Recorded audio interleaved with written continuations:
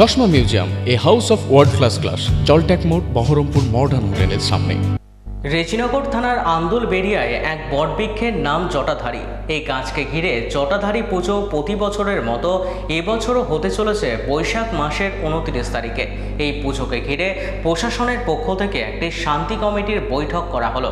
বৈঠকে উপস্থিত ছিলেন ওসি রেজিনগর তাপাই বিশ্বাস, সিআই রেজিনগর মনোজ বৈদ, বেলডাঙ্গা 2 নম্বর ব্লকের জয়েন্ট বিডিও মুস্কান লেম্বু, এছাড়াও এলাকার উভয় সম্প্রদায়ের মানুষ।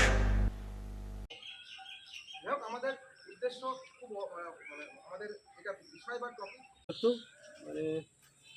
जैसे आया वैसे इलेक्शन का ड्यूटी में पड़ गया, तो इसके बाद अभी शुरू हो रहा है। डिपार्टमेंट में फॉरवर्ड कर दे चुका है। बोलना था सर ने बोल दिया कि আমার আমি আমি আমি গর্ব করি। আমার মা বাবা বলছে যেখানেই ঝামেলা হবে সেখানে দুপা জড়ো করবি, কিন্তু কোথাও উচ্ছৃঙ্খলতা মানেই কি আছে, ও ঠিক আছে আমি একটা উচ্ছৃঙ্খলা করবো, এরপর আমি চলে যাবো কাজে। আপামর আন্দুলবেড়িয়া গ্রামবাসী তথা আন্দুলবেড়িয়া গ্রামের আশেপাশের যে সকল গ্রাম রয়েছে এবং রেজিনগর থানার আশেপাশে যে সকল থানা রয়েছে, সেই থানার আন্ডারে সকল জনসাধারণ জানে আন্দুলবেড়িয়া গ্রামের বাবা জটাধারী পূজা কিভাবে পরিচালিত হয়।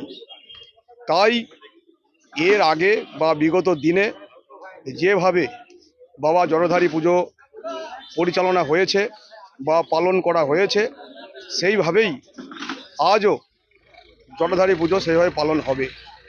এছাড়াও আজ রেজিনগর থানায় বসে আপামর আন্দুলবেড়িয়া গ্রাম তথা আশেপাশের যে সকল গ্রামের শুভবুদ্ধি সম্পন্ন মানুষ রয়েছেন, তিনাদেরকে নিয়ে আলোচনা করা হলো এবং শান্তির বার্তা দেওয়া হলো।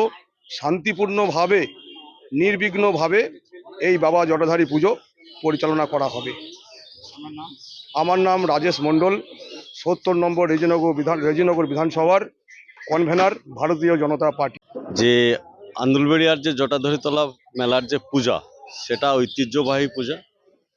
এটা হিন্দু ধর্মের মানুষ করে বলে এই না যে শুধু হিন্দুদের পূজা, গোটা আন্দুলবেড়িয়া গ্রাম তথা এই অঞ্চলের মান সম্মানের বিষয়।